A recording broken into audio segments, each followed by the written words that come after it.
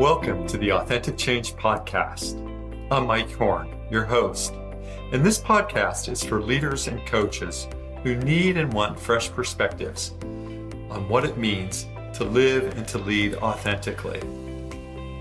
You're a leader who wants to make a difference, but sometimes you feel stuck. You know there's more to life and to leadership than what you're currently experiencing. It can be tough to figure out how to grow as a leader. You might be reading all the blogs and books, but it still feels like you're not making progress. You might even be feeling like you're doing everything wrong. On Authentic Change with Mike Cohn, we interview experts who share their insights on how to live and lead authentically. Our guests are trendsetters in building great leaders, teams, and organizations. We provide fresh perspectives on what it means to live with purpose and authenticity. Welcome to this episode of the Authentic Change Podcast. Welcome to this episode of the Authentic Change Podcast with Mike Cohn. I am absolutely delighted to have in our virtual studio today, Beth Banks Cohn. And Beth is an accomplished organizational consultant. And I know this to be true because she is a graduate of the Fielding Institute, or the Fielding Graduate University, of which I am also a graduate. And in terms of producing some of the most creative and talented organizational consultants, it has among its graduates Beth Banks Cohn. So I'm really delighted to welcome this accomplished organizational consultant, a senior executive coach, an entrepreneur, and a thought leader who has over a quarter century of success in many different business segments, but including healthcare, pharma, biotech, IT, high-tech, retail, engineering, and manufacturing. Beth is the president and founder of Adra Change Architects, and we'll get into more about how you can be in touch and learn more about Beth. But I think our audience, I think everyone listening today will find Beth just to be such a treasure trove on the topics that are of interest to us. Authentic leadership, integrity, behavioral congruency, and what all of that means for producing places where people can do their best work and bring more of who they are to what they do. So let's, Beth, why don't you say a few words about yourself and welcome to the Authentic Change Podcast. Thank you so much, Mike. And it is such a pleasure to be here and connect with a fellow Fielding graduate. So about me, I have been working within organizational change, both inside of an organization and as a consultant for the last, 30 plus years, obviously dating myself. But let's just say that my interest in change started when we started to put personal computers on people's desks. And that was my first introduction. And from then on, I was hooked on how change takes place, what works, what doesn't work. And I've made it my life's work and have enjoyed great success. As I tell my clients, if you do what I tell you, you will be successful. And sometimes they do. What did you observe when you saw those computers arriving on desks? What was it that sparked your interest, your curiosity? Are you describing the luggable computers that people toted around, or some other big desktop version that was in a secret air-conditioned room? What was it that motivated your this lifelong interest in help to others? They were the computers that went on people's desks, so they were not luggable, but they were they had a CPU, right? They had a box and they had a screen, a monitor, and they had a keyboard. And what I found was that although everyone was excited, nobody knew quite what to do. And there had been no pre-planning. Like they bought them basically as replacements for all the typewriters. But then they kept saying, well, but there's so much more that we can do. But they had no idea how that related to their businesses in any way. And so it was supposed to be this amazing change. They were supposed to be more productive, but they were way less productive because they couldn't even figure out how to use it. And I was brought in to do training. But what I found even in the training was they would say, okay, well, that's fine, but it's more work than what I used to do. I used to have a calculator or an adding machine. Now I have to like put it in a spreadsheet, and I have to do all this. I have to learn how to do all the formulas, and so it was actually made them less productive, and because they really couldn't think beyond their work. And so that's what got me fascinated was, you spend all this money as a company, you think it's going to do one thing, and it doesn't do anything that you say you're going to do because you did no prep. And it's so interesting. The introduction of the computer to the desktop changed the interactions that we have with each other, and changed the workplace as well, in terms of, I think in the days before, many people had computers on their desk and many people don't. But in the days before a computer on a desktop, people probably had more eye contact with one another, as opposed to sitting behind the screen or describing the events that are occurring in the organization from their screen to someone else. And so I'm wondering, how do you compare and contrast that experience? Because it's a wonderful illustration, Beth, of how that event shaped, much of what you do and how you help people, either as a consultant or as a coach. How does COVID compare in that way? Because in some ways it was equally disruptive, or disruptive dimensionally. Yeah, it's such an interesting question, and I think in some ways it was similar in that there was no pre-planning, right? Because we never think about pre-planning for a pandemic. It was on nobody's radar, and so there was that piece of it, and it did change our relationships. However, I do believe that we've evolved in such a way that it actually gave us an opportunity to create deeper and better relationships if we use the technology that was available to us. In those days, it really just changed it, right? We didn't have those conversations anymore. We sent an email. And then I've spent years working with people to unlearn that, right? Because sometimes you should just pick up the phone or walk over to an office, right? And so during the pandemic, we didn't have that option, but we had Zoom.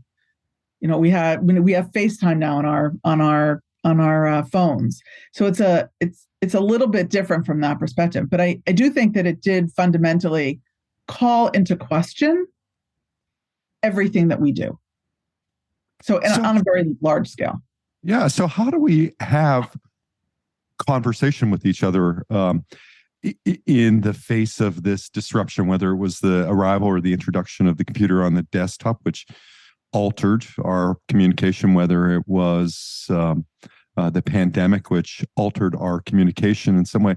What I'm curious about is, as change agents, which many of folks in our audience are, whether they're doing that from a consulting perspective or a coaching perspective or from a leadership perspective in an organization, what do we have to be aware of in terms of communication now? I often use an example that when I was in HR executive roles and responsible for, in part, employee engagement surveys and all kinds of employee feedback systems, often people would have as a first reaction, well, let's do a survey. And my response was always, well, why didn't you just get out of your chair and talk to some people? So, fundamentally, I mean, in some ways, we encourage that. We encourage conversation or dialogue. But what do you think leaders and consultants and coaches need to be aware of in terms of communication, in particular today? I mean, in our Zoom mediated and different workplace attendances. I think for me, it really goes back to really understanding the whole person and the whole person that we bring to work. So the way that I look at the whole person in many ways is through our minds and through the three parts of the mind. So we know a lot about two of those parts. The affective, it's where our values, our motivations, our preferences, that's where that sits. And the cognitive, which we know a lot about, our skills, our knowledge, our education. But there's this third part of the mind that we sometimes forget about and may not even know about, which is the conative, or the doing part of the mind.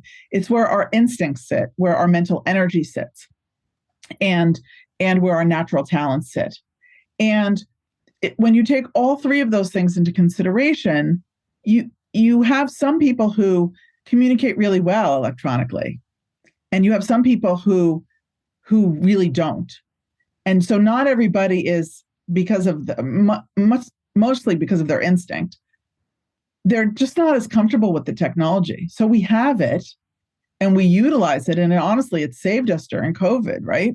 But there are people who will never be as comfortable with it as others. And so we need to make sure that we're not biased towards the people that can and do it really well and really easily, and the people that don't, who really still struggle with it. Not like from a how do I do it perspective, but more from a creating connection. Some people can create connection over Zoom really, really well. Some people can't. And that's not about skill necessarily. That's in many ways about instinct, about our instincts and how, when we're motivated to solve a problem, how we take action. And some of us need to take that action in person, and some of us don't. And so it's to me, it's one way of looking at it. So from a communication perspective, it's really understanding that it's not about skill or will, right? It's about this third piece, which is it's just not who I am. It's not what I bring to the party. I bring a lot of stuff, bring a lot of talents. Being on Zoom may not be one of them, right? And now that we can get back together in person, those people can thrive better, right? Because they have the opportunities. But not everybody's dying to go back to work, right? And so you'll now you have to take that into consideration, that there's some people that need to be in the office and there's some people that don't. And they can both be equally productive and equally contributing members of the team, but they're just not going to do it in the same way. And we've never had to do that before. And so as leaders, we need to really be thinking about, do they really need to be here if they're doing great work? Maybe they do need to be here because they're not doing great work and they do better work in person. But we just never did that before. Like, we just had a rule. Everybody had the same rule. Everybody showed up. And I wonder what this does developmentally through lots of different things, because in some ways the question that, or the discussion that's been going on about return to work and the measures that certain employers are affecting, come to work 3 days a week, come to the campus 2 days a week. Much of this was underway already, and the pandemic in some ways hastened it among professional jobs in certain industries. And I'm wondering if the debate is around productivity, what have we lost developmentally? What I hear from the executives I coach is that they have lots of frequent interaction with their team members. They see each other daily. They're on Zoom calls. They have lots of interaction. They have staff meetings, weekly, bi-weekly staff meetings. They share ideas. And they also see the direct reports of their directs, extended staff meetings, leadership team meetings. But what they miss is they miss that hallway interaction. They miss seeing someone at a coffee station or at a water bar or in a lunchroom, where those kinds of drop-in opportunities might be some of the micro-learning and micro-development opportunities that are now missing. What do you think about all of that in terms of the debate of productivity versus developmentalism in hybrid work environments? I think what that attitude that you're talking about missing those sort of informal interactions, I think it's something that's unique to the executive level. Like, I don't think anybody else misses it. And I think executives are putting themselves onto what they think is right? They want those interactions. They need those interactions because they're very isolated. But the average worker, I haven't heard that from anybody. Like, I coach so true. Employees, like just regular employees. I never hear that. I only hear that from executives because it's how they touch base. It's really about them. It's not about the employees. And micro learning, micro development. I don't really buy it. Because I think that the development happens all the time, and every interaction that they have, there's development going on with people, And so, okay, so they didn't meet him at the coffee station. So they talked to him on Zoom. So, or they had a meeting with them in person, one-on-one. Like I think it's something that executives had that allowed them to get out of their office and be in touch with people who actually do work in their mind, even though they obviously also do work. And I think I get that they miss that. I just don't think it has any effect. Yeah, it's so interesting. In some ways, I really resonate with those comments because some people are, if you sit in New York or you sit in New Brunswick, New Jersey, either of those places, for example, you might be closer to somebody in Shanghai than on the other side of your cubicle, given the frequency, given your intent, given your interaction. And maybe that's what, rounds out here is executive intent in terms of development and how do we balance that with worker need or worker intent? Because often when, you ask people why they leave organizations, they talk about, I didn't have a sense of development. I didn't have a sense that I was growing. Do you think that today's work environment is curtailing development or expanding it in terms of how we think about it, in terms of what organizations offer or what managers do? I think the way the way employees look at development, in my experience, has been: did I get to go to a class? Did I get to work on a special assignment? Did I have access to a higher level senior executive? Did I have a mentor? They don't care about that they met the president at the coffee machine. Who cares? Like, it means nothing to them because it doesn't do anything for them from a career perspective. Like, they're looking for tangible things. And if companies say, well, we don't have any money, so you can't go to any training or conferences, and we had a mentoring program, but we're not having it anymore, or, and things like that, then that's what people are talking about. When people leave and say they're not being developed, that's what they're talking about. Like, they're not talking about sort of things that are intangible. They're talking about things that are tangible. I wonder, do you think there's a decreasing or increasing or about the same level of emphasis on development in organizations today as there was, prior to the pandemic, and perhaps some anticipate that there will be downturns in the U.S. economy and other parts of the global economy over the next few years. Others don't think that at all, but let's take the point of view that there is some downturn in the economy.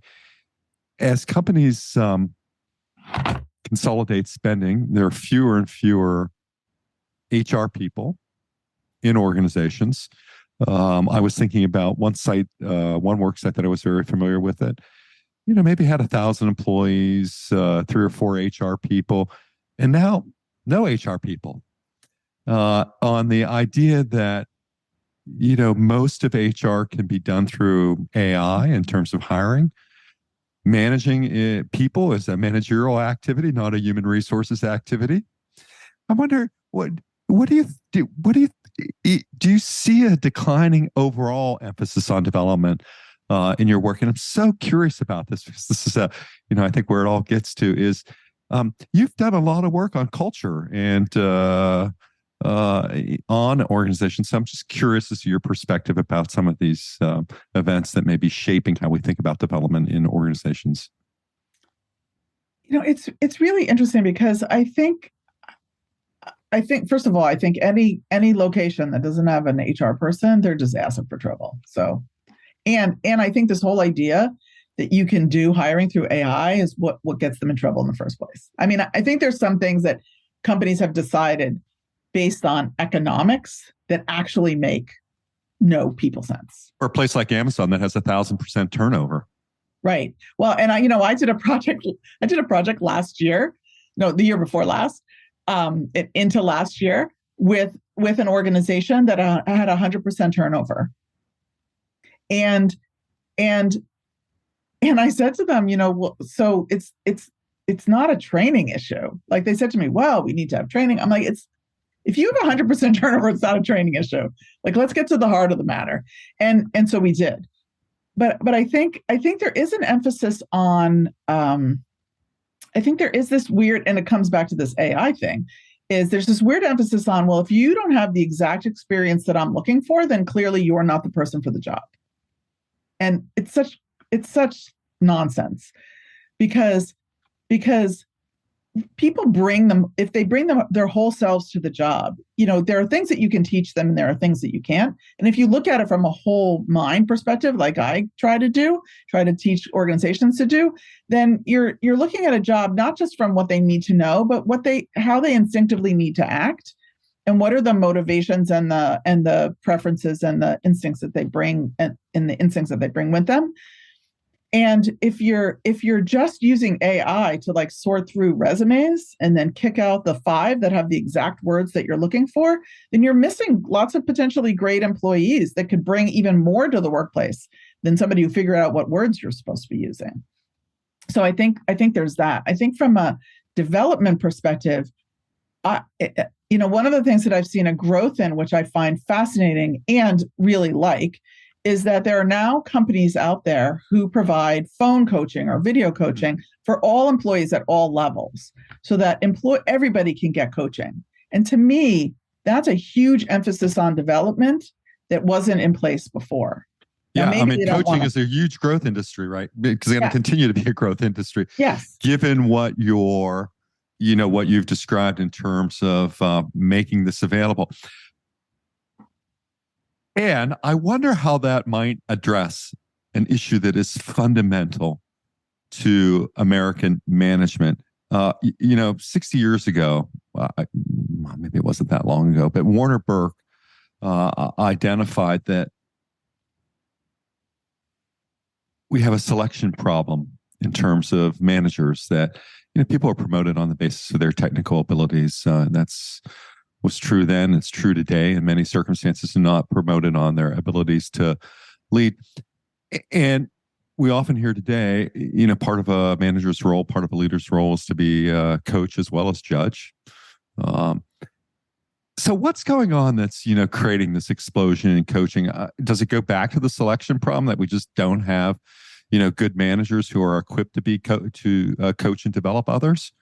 Is this our continuing core of rot in some ways?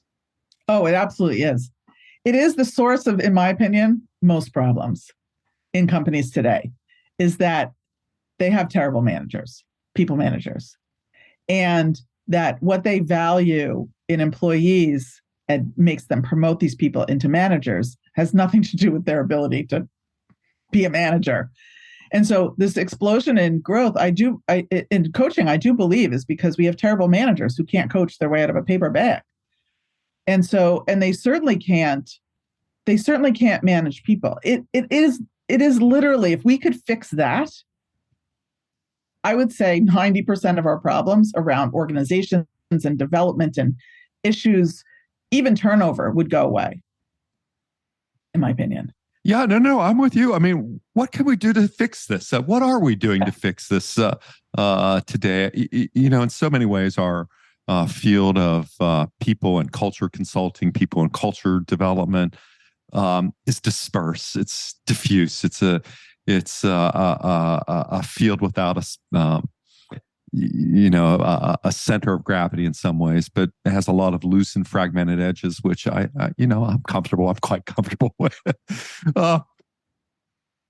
What are we doing? I mean, what besides our good intent and our individual actions that we take, what can we do to create a zeitgeist in terms of a movement towards better leaders for organizations, more better leaders for organizations? So I think one of the things that needs to be done is that you just need to decide as an organization that you need to focus on having better people managers, that better people managers will solve 90% of the other issues that you're having. I have worked with companies that have done that, and they have a very rigorous process for either promoting from within or bringing people from the outside to be people managers, where part of what they talk about in the interview process is why do you want to manage people? Like, what is it about managing people? What is it how do you plan on developing your people? How do you plan on motivating them? Like really putting them through some great conversations about like really the job itself, and then giving you an option to opt out in the end, right? And giving you issues where you have to solve these issues as part of the thing. You have an employee that just had a death in the family, and they asked for 4 months off. Like, what do you do?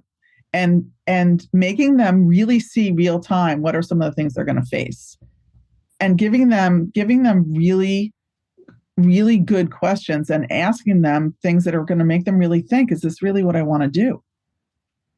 And then choosing the ones that have the best answers, the most authentic answers, the ones that you as an organization feel will be the best people managers. There are companies that do that. We should study them, figure out what's working for them and what isn't.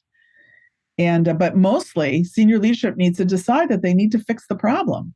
Most senior leaders don't care because they don't have bad managers, or they don't care if they have a bad manager because it's not as important to them in their stage in their career.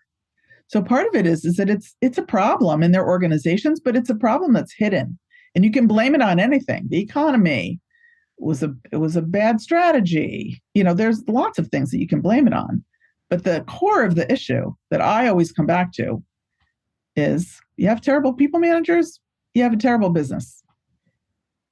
Well, it's so true, isn't it? Beth, are there in your consulting and coaching work, and as the founder of Adra Change Architects, which you can find at a website by that name, adrachangearchitects.com, and find out more about Beth and her work there. Are you noticing, Beth Cohn, any issues emerging that you're consulting on with more frequency than you were, let's say, 5 years ago? That you might be consulting and coaching on today, or are we still working at the enduring issues? So for me, because I do the majority of my work with change of some kind, what I'm finding is that I'm starting to have the same conversations I had 30 years ago, because we didn't teach the next generation, and it's sort of at the core of this issue around management. We didn't pass on what we learned about what makes good change.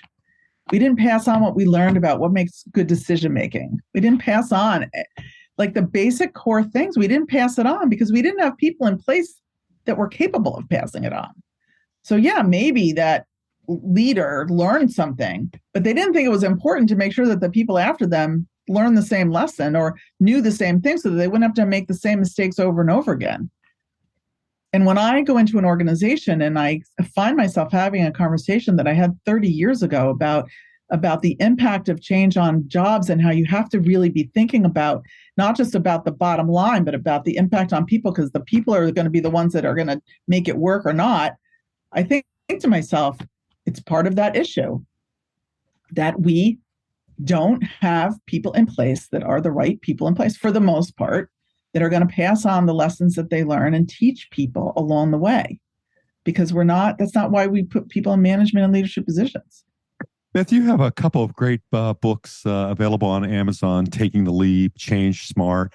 As you think about the issues that you wrote in Taking the Leap or Change Smart, are the issues described there, continuing on this theme, do they remain relevant in 2023? To the issues. What about, are we still taking leaps and changing smart, or still need to do both better? Yeah. So, Change Smart, I wrote, it's actually evolved. I'm working on like the next generation of Change Smart. Congratulations. Thank you. I expanded the framework. It now has 4 parts. And because through my experiences over the last 19 years in my own business, but I do think they're all relevant. Taking the Leap was written during the downturn in 2008, and that is definitely relevant. Like, how do you make your career one that it doesn't matter what's happening in the economy, you'll always have work, always be able to find work. And the Change Smart is really about change and the practical ways of approaching it. I wrote it for middle managers who are always stuck in the middle. And then I just published with the Consortium for Change and with the lead author, Ian Ziskin. We just published a book also on Amazon called The Secret Sauce of Leading Transformational Change, or Secret Sauce for Leading Transformational Change. And we talk about a lot of the same things that we've talked about all along around change, the importance of context and the importance of really understanding that into which you are introducing more change, and really paying attention to the people side of it, because the people are going to make or break it. I said that in my first book, in Change Smart. We say it again in The Secret Sauce of Leading Transformational Change. I have a chapter that I wrote about change in the 3 parts of the mind. And we're talking about the same stuff. We can say, oh, there's no more. Somebody told me the other day, the change management is no longer relevant. And I said, well, you could call it, it's agile change now. I said something, you can call it whatever you want, but yes, change is change. And it hasn't been the question in organization development as well. What's right. the name of the field? Is the right? Right. What difference does it make? Just do the work. Do the work. Well, there are many, ways, to find Beth and to find her work. Again, those great resources on Amazon in terms of books. And I know you can always find out about Beth on LinkedIn, and you can find her at Beth Banks Cohn. That's Cohn. And look for Beth there.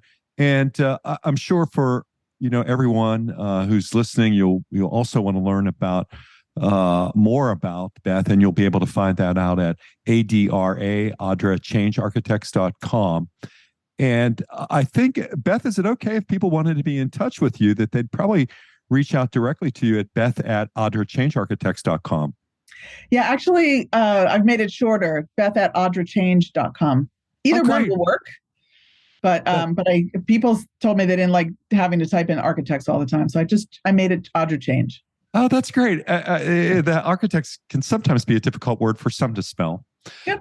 So either way works though, but AdraChange.com as well. It's a great place to be in touch with Beth. Beth, if you're carrying into 2023 some lessons for practitioners, just as a way of beginning to wrap up our conversation, what advice or recommendations would you have for people who are working in change today in 2023 at the dawn of the next quarter century of this century? I would say the most important thing is stay the course. It works. That it's really important to understand the business of change, as well as the business into which you're introducing change. And practitioners that understand change, whether you use one methodology or another, in many ways it doesn't matter. What matters is that you have the basic principles of helping organizations see how this change will be successful and how it's going to happen through their people. And most of the practitioners that I work with, I'm sure with you, that's really our focus, is really helping them see how this happens through people. And if we stay the course and we're authentic about that, and we're truthful and honest with our businesses, I think you can't help but be successful in helping them be successful. It's so great because Beth Cohn is a master at helping organizations, not a master, but an expert at helping organizations move to a desired state through people. And it's just been a delight to have you to have a discussion with Beth Cohn today. And again, places to reach her are adrachange.com, ADRA change.com. Beth at, or just the website. Adra Change Architects. That one you do have to put it in. Yeah. For folks who need to be in touch and want to be in touch with Beth, that's the place to do it. So in terms of wrapping up, again, Beth, thank you so much. I really appreciate what you're doing in the world. I appreciate you sharing it with our audience. And again, thank you so much. And until the next episode of Authentic Change with Mike Horn, everyone stay well. Thank you for listening to the Authentic Change podcast. I'm delighted that you've tuned in to listen. Please visit the show notes for links to topics discussed in today's podcast. To download a free ebook on authentic change and leadership and to subscribe to my newsletter, please visit mike-horn.com. Once again, mike-horne.com, mike-horn.com. Once again, thank you for listening to the Authentic Change Podcast.